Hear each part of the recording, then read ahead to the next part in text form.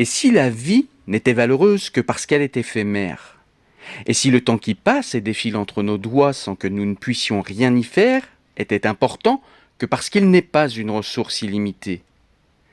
Aujourd'hui, nous allons voir avec Sénèque comment bien utiliser son temps de vie afin d'avoir une sensation de vie remplie, mais d'avoir également une sensation d'avoir vécu sa vie pour soi-même et non par ou pour les autres.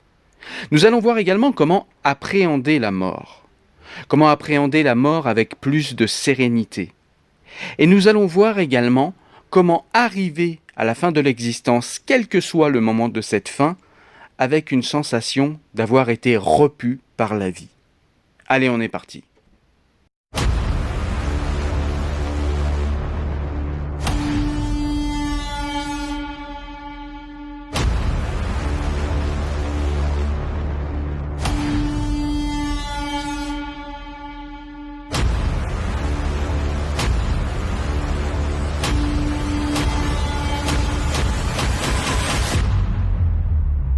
Salut, c'est Cyril, j'espère que vous allez tous bien. Alors vous l'avez vu, aujourd'hui on va parler de Sénèque. Sénèque est un penseur qui a vécu il y a 2000 ans. Sénèque était un penseur stoïcien et également un homme politique romain. Et Sénèque, en fait, il avait plein de conseils à nous transmettre, qu'il nous a transmis dans des écrits. Et ce sont des conseils qui sont extrêmement intéressants. Et je me propose de te parler des conseils qu'il nous prodigue dans De la brièveté de la vie. Aujourd'hui, on est parti. Alors ce fameux ouvrage, De la brièveté de la vie, de quoi nous parle-t-il ? Eh bien, il est intéressant à plusieurs titres, mais surtout, il est intéressant parce qu'il répond à la question existentielle que nous nous sommes tous posée au moins une fois, c'est est-ce que la vie n'est pas trop courte? Et tous, en fait, nous aimerions avoir une vie la plus longue possible. La preuve en est, c'est que nous sommes prudents pour conserver notre vie le plus longtemps possible. Nous faisons attention à notre santé pour avoir le plus de longévité possible. Et puis même nos scientifiques, en tant que société, en tant qu'humanité, font tout ce qui est en leur pouvoir, que ce soit la médecine ou la recherche, pour repousser en fait les limites du grand âge et nous faire vivre le plus longtemps possible en bonne santé. Et ça c'est intéressant parce que Sénèque va prendre les choses d'une autre manière, d'une manière déconcertante, et c'est la première idée force en fait du livre, eh bien c'est tout simplement de dire que la vie, sauf les exceptions évidemment, si vous vivez 3 mois, vous n'avez rien le temps de faire, mais pour Sénèque, nous avons tous une vie qui est assez longue, une vie d'homme ou de femme qui est assez longue pour faire des choses véritablement intéressantes et pour faire des choses dignes comme en sont capables les êtres humains. Mais c'est nous qui gaspillons notre vie, c'est nous qui gaspillons notre temps, c'est nous qui laissons fuir notre temps, c'est nous qui utilisons notre temps comme s'il coulait d'une source inépuisable et c'est ce qui fait que nous avons l'impression de tout le temps manquer de temps et du coup d'avoir une vie si courte. Lettre 1 sur l'emploi du temps. Suis ton plan, cher Lucilius. Reprends possession de toi-même. Le temps qui jusqu'ici t'était ravi ou dérobé ou que tu laissais perdre, recueille et ménage-le. Persuade-toi que la chose a lieu comme je te l'écris. Il est des heures qu'on nous enlève par force, d'autres par surprise. D'autres coulent de nos mains. Or la plus honteuse perte est celle qui vient de négligence. Et si tu y prends garde, la plus grande part de la vie se passe à mal faire. Une grande à ne rien faire, le tout à faire autre chose que ce qu'on devrait. Montre-moi un homme qui mette au temps le moindre prix, qui sache ce que vaut un jour, qui comprenne que chaque jour il meurt en détail, car c'est notre erreur de ne voir la mort que devant nous. En grande partie déjà, on l'a laissée derrière. Tout l'espace franchi est à elle. Persiste donc, ami, à faire ce que tu me mandes. Sois complet maître de toutes tes heures. Tu dépendras moins de demain si tu t'assures bien d'aujourd'hui. Tandis qu'on l'ajourne, la vie passe. Cher Lucilius, tout le reste est d'emprunt. Le temps seul est notre bien. C'est la seule chose, fugitive et glissante, dont la nature nous livre la propriété et nous en dépossède qui veut. Mais telle est la folie humaine. Le don le plus mince et le plus futile, dont la perte au moins se répare, on veut bien se croire obligé pour l'avoir obtenu. Et nul ne se juge redevable du temps qu'on lui donne, de ce seul trésor que la meilleure volonté ne peut rendre. Tu demanderas peut-être comment je fais, moi qui t'adresse ces beaux préceptes. Je l'avouerai franchement, je fais comme un homme de grand luxe, mais qui a de l'ordre. Je tiens note de ma dépense. Je ne puis me flatter de ne rien perdre, mais ce que je perds, Et le pourquoi et le comment, je puis le dire. Je puis rendre compte de ma gêne. Puis il m'arrive, comme à la plupart des gens ruinés sans que ce soit leur faute, chacun les excuse, personne ne les aide. Mais quoi? Je n'estime point pauvre l'homme qui, si peu qu'il lui demeure, est content. Pourtant j'aime mieux te voir veiller sur ton bien. Et le moment est bon pour commencer. Comme l'ont en effet jugé nos pères, ménager le fond du vase, c'est s'y prendre bien tard, car la partie qui reste la dernière est non seulement la moindre, mais la pire. La plupart des hommes disent « à 50 ans, j'irai vivre dans la retraite. À 60 ans, je renoncerai aux emplois. » Qui vous a donné caution d'une vie plus longue, qui permettra que tout se passe comme vous l'arrangez? N'avez-vous pas honte de ne vous réserver que le reste de votre vie et de destiner à la culture de votre esprit le seul temps qui n'est plus bon à rien? Alors le premier point qui nous fait perdre du temps de vie et qu'aborde Sénèque, eh bien c'est tout simplement toutes ces choses après lesquelles on court et qui véritablement n'apportent rien de constructif à notre être et n'apportent rien de constructif à l'humanité. Alors il donne des exemples, parmi ceux qui courent après la consommation de biens, parmi ceux qui courent après l'argent, ils vont passer tout leur temps à courir après l'argent, ils ne vont faire que ça, et ils ne vont rien faire de productif pour eux, ils vont passer uniquement leur temps parce qu'ils sont avides et parce qu'ils sont avares à courir après l'argent, et une fois qu'ils auront l'argent, ils passeront tout leur temps à protéger cet argent parce que tout leur temps en fait sera absorbé par la crainte de perdre cet argent. Il y a aussi ceux qui vont courir après la gloire, qui vont passer toute leur vie en vérité à faire des choses qui vont les amener vers une gloire et vers quelque chose qui, pensent-ils, va changer leur vie, mais quand ils arriveront très tard à l'automne de leur vie à la gloire, eh bien ils se rendront compte qu'ils n'auront absolument rien fait pour eux. Il va parler aussi également des alcooliques et de ceux qui vont un peu trop facilement vers les jouissances de la vie sans qu'il y ait de véritable but et sans qu'il y ait de véritable nourriture, que ce soit une nourriture biologique ou une nourriture spirituelle pour notre être.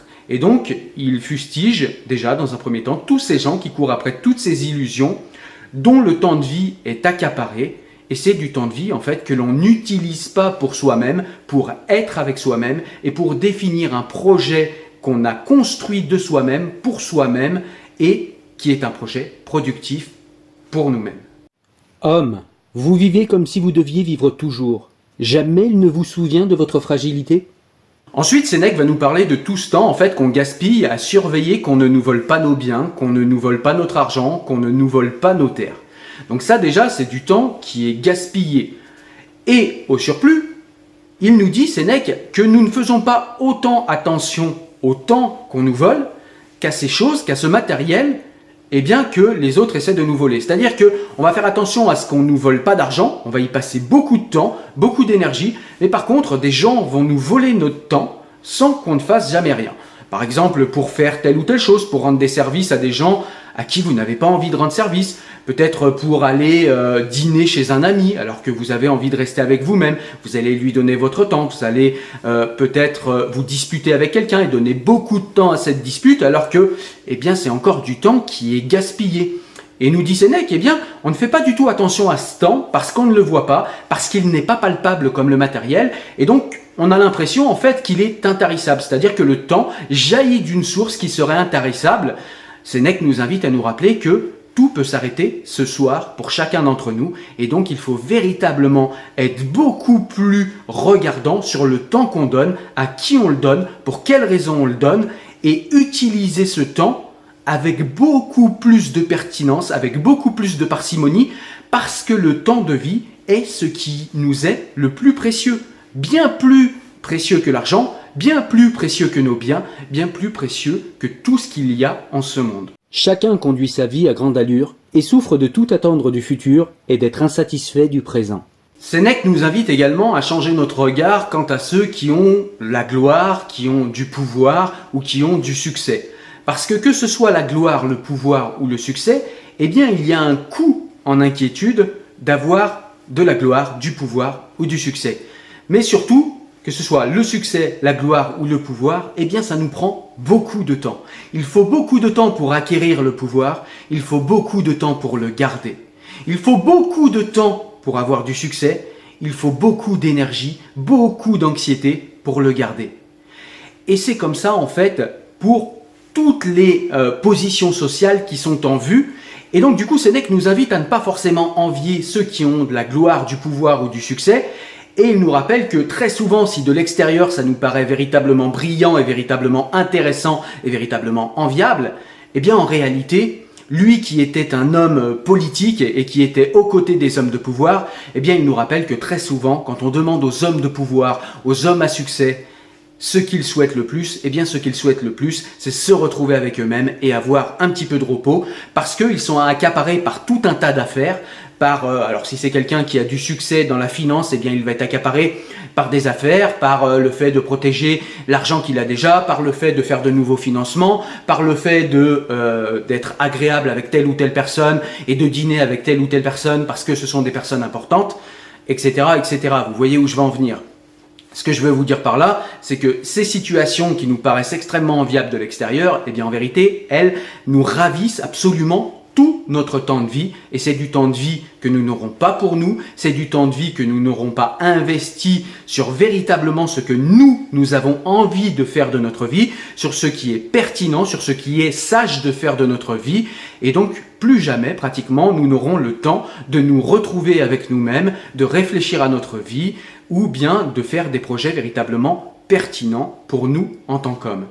Et donc, il faut véritablement faire attention à ces excès, nous dit Sénèque, et faire en sorte de ne pas faire comme ces gens, laisser les autres, laisser les affaires, laisser le succès, laisser le pouvoir s'accaparer notre temps. Il nous dit que plus nous sommes accaparés par les autres, et moins nous avons de temps pour nous-mêmes. Eh bien, il faut faire en sorte peut-être d'avoir moins de succès, moins de pouvoir, mais de garder beaucoup plus de temps pour soi-même, parce que notre temps de vie est véritablement ce qui fera qu'à l'automne de notre vie, on aura l'impression d'avoir véritablement vécu si tout ce temps de vie, on l'a gardé pour nous et on ne l'a pas dilapidé à des affaires qui nous paraissent intéressantes sur le moment, mais qui au final, eh bien, somme toute, sont des choses extrêmement périssables et des choses qui au final, eh bien, ne sont pas intéressantes en tant qu'expérience de vie. Sénèque nous dit que le véritable pouvoir, en fait, c'est d'être maître tout le temps de son temps. Et il nous dit qu'aucun sage, en fait, ne s'accommodera d'une liberté à moitié. Un homme sage sera libre de choisir ce qu'il fait de son temps, tout le temps et en tout temps. Tout ce qui est censé arriver demain relève de l'incertain. Vis tout de suite. Lettre 4 sur la crainte de la mort. Persévère dans ta voie et hâte-toi de toutes tes forces pour jouir plus longtemps de l'heureuse réforme d'une âme rendue à la paix. C'est jouir déjà sans doute que de travailler à cette réforme et à cette paix. Mais bien autre est la volupté qu'on éprouve à contempler son âme pure de toute tâche et resplendissante. Il te souvient, n'est-ce pas, quelle joie tu ressentis lorsqu'ayant quitté la prétexte, tu pris la toge virile et fus mené en pompe au forum. Attends-toi à mieux pour le jour où, dépouillant toute marque de l'enfance morale, tu seras inscrit par la philosophie au rang des hommes. Nous ne sommes plus jeunes, mais, chose plus triste, nos âmes le sont toujours. Et, ce qui est pire, sous l'air imposant du vieil âge, nous gardons les défauts de la jeunesse, et non de la jeunesse seulement, mais de l'enfance même. La première s'effraie de peu, la seconde de ce qui n'est pas, nous, de l'un et de l'autre. Fais seulement un pas, et tu reconnaîtras qu'il est des choses d'autant moins à craindre qu'elles effraient davantage. Il n'est jamais grand le mal qui termine tous les autres. La mort vient à toi, il faudrait la craindre, si elle pouvait séjourner en toi, nécessairement, ou elle n'arrive point, ou c'est un éclair qui passe. Il est difficile, dis-tu, d'amener notre âme au mépris de la vie. Vois quel frivole motif inspire quelquefois ce mépris. Un amant court se pendre à la porte de sa maîtresse. Un serviteur se précipite d'un toit pour ne plus ouïr les reproches emportés d'un maître. Un esclave fugitif, de peur d'être ramené, se plonge un glaive dans le sein. Douteras-tu que le vrai courage ne fasse ce que fait l'excès de la peur ? Nul ne saurait vivre en sécurité s'il songe trop à vivre longtemps. S'il compte parmi les grandes félicités de voir une nombreuse série de consuls, que tes méditations journalières tendent à quitter sans regret cette vie que tant d'hommes embrassent et saisissent, comme le malheureux qu'entraîne un torrent s'accroche aux ronces et aux pointes des rochers. La plupart flottent misérablement entre les terreurs de la mort et les tourments de l'existence. Ils ne veulent plus vivre et ne savent point mourir. Veux-tu que la vie te soit douce ? Ne sois plus inquiet de la voir finir. La possession ne plaît qu'autant qu'on s'est préparé d'avance à la perte. Or, quelle perte plus facile à souffrir que celle qui ne se regrette point. Exhorte donc, Endurcis ton âme contre tous les accidents, possibles même chez les maîtres du monde. L'arrêt de mort de Pompée fut porté par un roi pupille et par un eunuque. Celui de Crassus par l'insolente cruauté d'un Parthe. Caligula commande, et Lepidus présente la tête au glaive du tribun Dexter. Lui-même tendra la sienne à Chéréas. Jamais la fortune n'enlève un homme tellement haut qu'elle ne le menace d'autant de maux qu'elle l'a mis à portée d'enfer. Défie-toi du calme présent. Un instant bouleverse la mer. Le même jour, la même où il se jouait, les vaisseaux s'engloutissent. Entends-moi bien, du jour où tu es né, c'est à la mort que tu marches. Voilà quelle sorte de pensée il faut rouler dans son esprit si l'on veut attendre en paix cette heure dernière dont la frayeur trouble toutes les autres. Mais pour terminer ma lettre, écoute la maxime qui m'a plu aujourd'hui. Encore une fleur dérobée au jardin d'autrui. C'est une grande fortune que la pauvreté réglée sur la loi de la nature. Or cette loi, sais-tu à quoi elle borne nos besoins? À ne point pâtir de la faim, de la soif, du froid. Pour chasser la faim et la soif, il n'est pas nécessaire d'assiéger un seuil orgueilleux, ni d'endurer un écrasant dédain ou une politesse insultante. Il n'est pas nécessaire de s'aventurer sur les mers, ni de suivre les camps. Aisément on se procure ce que la nature réclame. La chose est à notre portée. C'est pour le superflu que l'on sue. C'est le superflu qui nous use sous la toge, qui nous condamne à vieillir sous la tente, qui nous envoie échouer aux côtes étrangères. Et l'on a sous la main ce qui suffit. Qui s'accommode de sa pauvreté est riche. Sénèque nous met également en garde en fait contre l'excès qui vise à trop faire de choses parce qu'on a l'impression de mieux vivre. Sénèque nous dit qu'en fait il n'y a personne qui vit moins qu'un esprit surmené. Un esprit surmené a tendance à rejeter le présent comme s'il en était gavé. L'esprit surmené est accaparé à 1000 choses, sauf accaparé au présent, à ce qui se passe sous nos yeux. L'esprit qui est surmené, en fait, est toujours éparpillé, écartelé entre 1000 préoccupations, mais n'est jamais véritablement en vie, là, maintenant, dans le présent. Et doit-on le rappeler, le seul temps dont nous bénéficions véritablement et que l'on peut sentir entre ses doigts et dont l'on peut profiter, eh bien c'est le temps présent. Il est donc très important d'accorder une importance particulière, une importance appuyée, une importance intensive à l'instant présent et à ce qui se déroule sous nos yeux. J'en ai déjà parlé un petit peu avant, mais là, Sénèque va approfondir un petit peu le sujet en nous disant que nous ne prenons pas garde au temps qui passe, nous ne faisons pas attention au temps qui passe et nous n'accordons pas de valeur au temps qui passe, tout simplement parce que nous ne le voyons pas comme nous voyons nos biens. Quand un bien se détériore, on le voit sous nos yeux. Mais quand notre temps passe, c'est quelque chose d'immatériel, c'est quelque chose qu'on ne voit pas. Et du coup, c'est quelque chose qu'on a tendance à négliger. Sénèque nous dit que, par exemple, si on nous disait combien d'années il nous reste à vivre, d'ailleurs c'est souvent le cas pour les personnes à qui on décèle une maladie grave et à qui on dit, voilà, vous n'avez plus que 6 mois à vivre, ou plus qu'1 an, plus que 2 ans, eh bien on voit que ces personnes profitent intensément de la vie. Eh bien Sénèque nous dit que ça peut nous arriver à tous, et que si on disait à un être humain quand est-ce qu'il va mourir, eh bien il prendrait plus soin de son temps. Et Sénèque nous dit donc, par cette leçon-là, que nous ne devons pas attendre en fait de savoir quelle est la date de notre mort, ou d'apprendre qu'il ne nous reste plus que quelques jours, quelques mois ou quelques années à vivre, pour prendre soin du temps que l'on donne aux autres, que l'on donne à la vie ou qu'on se donne à soi-même. Le temps est véritablement ce que nous avons de plus important et ce temps n'est pas illimité. C'est-à-dire que nous allons tous mourir. Même si dans le quotidien nous l'oublions, même si dans le quotidien nous évitons d'y penser, parfois par confort, parfois tout simplement parce qu'on est distrait, eh bien, il ne faut pas oublier que ce temps, en fait, est limité et que bientôt nous ne serons plus en vie. Sénèque nous dit que si nous observons ces règles, eh bien, nous n'aurons pas de regrets futurs en regardant notre passé. D'ailleurs, Sénèque nous dit que 3 temps nous appartiennent, le temps passé, les souvenirs, le temps présent, celui que nous sommes en train de vivre, et le temps futur, c'est-à-dire celui que nous vivrons. Sénèque nous dit que le temps passé est un temps certain, c'est-à-dire que ce qui est passé et ne peut pas changer. Et donc du coup, eh bien, il est bien de prendre soin et d'avoir un examen critique de tout ce qu'on fait afin de pouvoir regarder sereinement son passé dans le futur et de pouvoir vivre comme un homme serein et se dire que, eh bien, on n'a rien ou pas grand-chose à regretter.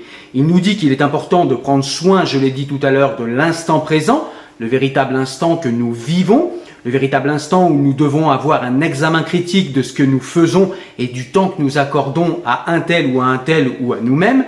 Mais Sénèque nous dit encore que nous avons à disposition notre temps futur qui lui est incertain. Et comme il est incertain, il n'est pas besoin en fait de lui accorder beaucoup de temps, puisque nous serons peut-être morts ou il nous arrivera des choses que nous ne pouvons de toute façon pas maîtriser. Il faut donc, encore une fois, se concentrer sur l'instant présent. Le plus grand obstacle à la vie est l'attente, qui espère demain et néglige aujourd'hui. Sénèque nous dit également qu'il y a des gens en fait qui mentent sur leur âge, qui disent qu'ils ont 50 ans alors qu'ils en ont 60, ou bien qui disent qu'ils en ont 30 quand ils en ont 40. Et en fait, il nous dit que ces gens, ce sont des gens en fait qui ont mal vécu, qui ont dilapidé leur temps, et qui, par le fait de mentir sur leur âge, eh bien, nous indiquent qu'ils ont l'impression qu'il leur manque du temps de vie, et qu'il leur en faudrait un petit peu plus. Et il nous met en garde parce que eh bien, ces gens vivent extrêmement mal le fait de vieillir, parce qu'ils vont bientôt sortir de la vie, et qu'ils ont l'impression en fait de ne pas avoir vécu. Ils ont peut-être beaucoup d'années d'existence, mais ils n'ont pas véritablement vécu pour eux, pour leur projet. Ils ne se sont pas accordés du temps à eux-mêmes et ils ont l'impression en fait que du temps leur manque et que leur vie a été trop courte. Et il nous dit que ces gens sortiront de la vie comme arrachés à la vie et ils vont vivre cela d'une manière extrêmement violente et ils vont vivre cela très très mal. Alors que ceux qui ont fait ce qu'ils voulaient de leur temps, qui ont pris soin de leur temps, qui ont eu un examen critique à chaque fois qu'ils ont dû passer beaucoup de temps sur quelque chose, eh bien ces gens-là, quand ils vont vieillir, ils vont accepter le fait d'arriver à l'automne de leur vie parce qu'ils se diront et ils se souviendront que leur vie a été bien remplie et ce sont des gens qui sortiront de la vie comme quelqu'un qui sortirait d'une pièce d'une manière extrêmement douce et d'une manière non violente et ils le vivront beaucoup moins mal. Dans le livre, on nous met également en garde en fait contre tous ces gens en fait qui utilisent leur temps d'une manière extrêmement peu pertinente et qui en fait sont comme des personnes oisives, mais c'est encore plus grave, nous dit Sénèque, parce que ce sont des gens en fait qui remplissent leur vie, mais qui remplissent leur vie de futilité. C'est-à-dire des gens qui vont passer leur journée chez le coiffeur, qui vont faire du shopping toute l'après-midi, bref, qui vont faire des choses qui sont futiles. Et Sénèque nous dit que ces gens-là, en fait, sont déjà morts. Parce qu'ils font des choses, en fait, qui sont inintéressantes, qui ne sont pas pertinentes ni pour eux, ni pour la société, ni pour personne d'autre, et qui sont simplement en train de faire du remplissage dans leur vie.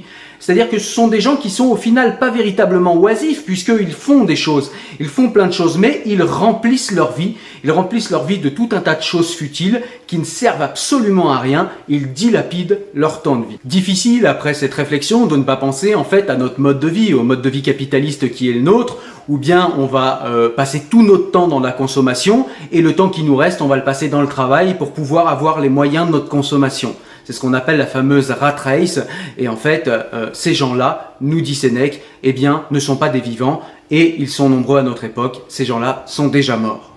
Certes, la condition des gens occupés est misérable. Plus misérable encore est pourtant celle des gens qui ne travaillent pas pour leur propre compte. Dorment au rythme du sommeil d'un autre, marchent au rythme d'un autre, qui doivent aimer et haïr, sentiments qui entre tous relèvent de la liberté, sur commande. Ceux-là, s'ils veulent savoir à quel point leur vie est brève, n'ont qu'à réfléchir à la part réduite qui est la leur. Arrive un moment dans le livre où Sénèque nous donne enfin quelques antidotes, c'est-à-dire quelque chose, quelques actions à poser qui, selon lui, sont productives. Et il nous dit par exemple eh bien, qu'il n'y a pas plus productif en fait que de lire les plus grands sages qui nous ont précédés. Il nous dit que, au contact de ces gens, eh bien, nous allons apprendre à vivre et nous allons également apprendre à mourir. Et le temps que nous passerons à les lire, eh bien, sera du temps qui sera récupéré sur la manière dont on va profiter du temps imparti qu'il nous reste, parce que nous allons apprendre à vivre d'une manière beaucoup plus intense et beaucoup plus productive. De plus, à leur sagesse, nous allons pouvoir ajouter la nôtre et nous allons pouvoir converser avec ces sages comme s'ils étaient de notre famille. D'ailleurs, il nous dit que c'est à nous de choisir, en fait, cette famille de sages et d'intellectuels, et pour le coup, c'est une famille que l'on peut choisir, et que l'on peut choisir en choisissant les livres que l'on lit, et en choisissant le temps que l'on passe avec tel ou tel auteur, avec tel ou tel sage, avec tel ou tel philosophe. Sénèque conclut donc avec cette phrase que j'aime beaucoup, il nous dit qu'on ne peut pas choisir ses parents, on ne peut pas choisir la famille dans laquelle on arrive au monde, mais il nous dit qu'il peut y avoir une seconde naissance, et que nous pouvons choisir la communauté d'intellectuels, la communauté de sages, avec laquelle nous allons passer le restant de notre vie. Et ça, c'est véritablement une naissance que l'on choisit nous-mêmes. Les honneurs, les monuments, tout ce que l'ambition obtient par des décrets, tous les trophées qu'elle peut élever, s'écroulent promptement. Le temps ruine tout, et renverse en un moment ce qu'il a consacré. mais la sagesse est au-dessus de ces atteintes. Aucun siècle ne pourra ni la détruire, ni l'altérer.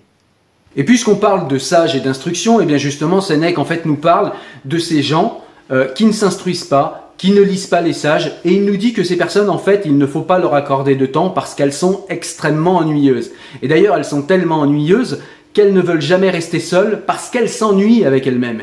Et donc du coup elles sont obligées en fait d'être sans arrêt entourées de bruit, entourées de gens, entourées de brouhaha, entourées de choses futiles à faire, tout simplement pour combler le temps, combler ce temps dont elles ne sauraient pas quoi faire en fait si on les laissait libres. Et donc du coup ces gens ont besoin qu'on drive leur temps, et très souvent eh bien leur temps est accaparé par tout un tas de choses extérieures, tout un tas de choses futiles. Ne restez pas avec ces gens, ne perdez pas votre temps, ne gaspillez pas votre temps de vie avec ces gens-là. Il est aisé de disposer des choses, si petites qu'elles soient, quand elles sont sûres. On doit en user plus prudemment avec des choses dont on ne sait quand elles manqueront. Dans le livre de Sénèque, il est quand même question de plaisir, c'est-à-dire que la vie doit être plaisante. Le temps qui nous est imparti dans cette vie doit être aussi un moyen de vivre une vie bonne. Et cette vie bonne, en fait, doit reposer sur des plaisirs que l'on peut construire et non sur des plaisirs qui sont dus au hasard ou à la fortune. Parce que tout ce qui est dû au hasard ou à la fortune, eh bien, c'est un plaisir incertain que l'on peut avoir un jour et qu'on n'aura plus le lendemain. Sénèque nous dit qu'il faut construire des plaisirs qui sont des plaisirs et des désirs qui sont beaucoup plus solides que ça, qui sont simples, mais qui sont basiques, mais qui sont solides et qu'on ne peut pas nous retirer parce que ce sont des plaisirs qu'on a construits pour nous-mêmes, en nous-mêmes, ou bien autour de nous, très proches de nous, et que ce sont des plaisirs qui sont sains, sereins, simples et facilement reproductibles. Dans le livre, il nous est également recommandé de passer beaucoup de temps avec nous-mêmes, c'est-à-dire avec notre intériorité, et pas dilapider tout notre temps avec ce qui est extérieur à notre corps. Mais il ne s'agit pas ici pour Sénèque de s'asseoir sur un canapé et d'être oisif et de s'endormir ou de traîner sur le canapé et de ne rien faire. Non, il s'agit véritablement d'avoir un temps actif avec l'intériorité que nous avons en nous-mêmes et de sonder quels sont nos désirs, quels sont nos projets, quelles sont les choses que nous avons envie de continuer, quelles sont les choses que nous avons envie de faire, qu'est-ce qui nous différencie de l'extériorité, qu'est-ce que nous avons pensé de telle ou telle situation, revenir sur des jugements, essayer de juger au mieux les choses de la vie, etc., etc.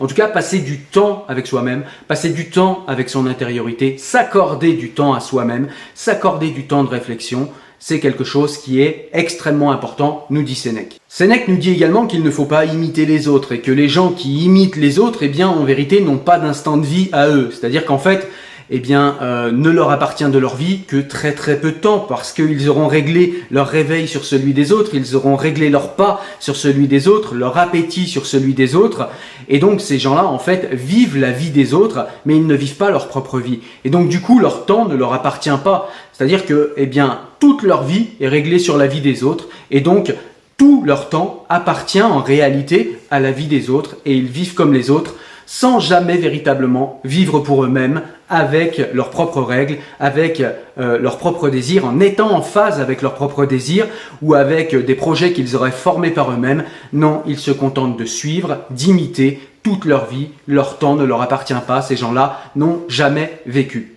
La plupart des hommes disent « À 50 ans, j'irai vivre dans la retraite. À 60 ans, je renoncerai aux emplois. » Qui vous a donné caution d'une vie plus longue ? Qui permettra que tout se passe comme vous l'arrangez. N'avez-vous pas honte de ne vous réserver que le reste de votre vie et de destiner à la culture de votre esprit le seul temps qui n'est plus bon à rien ?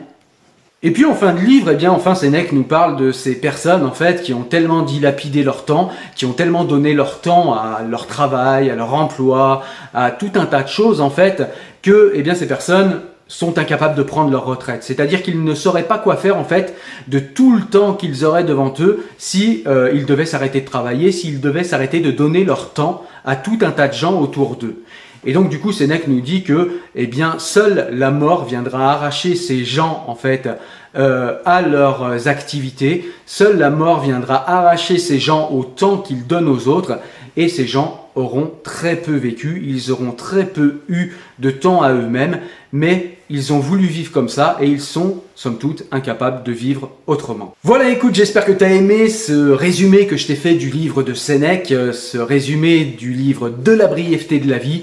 C'est vraiment un livre intéressant, si tu as l'occasion, lis-le. Mais en tout cas, repasse-toi cette vidéo de temps en temps, sinon, pour ne pas oublier, en fait, comment ne pas dilapider et gaspiller ton temps. C'est véritablement important, une vie on n'en a qu'une et elle peut s'arrêter dès demain. Voilà, je vous dis à très bientôt. N'hésitez pas comme d'habitude à vous abonner, à mettre un pouce en l'air. N'hésitez pas à aller me voir sur le site internet. Vous pouvez également aller me voir sur mes réseaux sociaux. Moi, je vous dis à très bientôt pour une prochaine vidéo. Portez-vous bien. Ciao.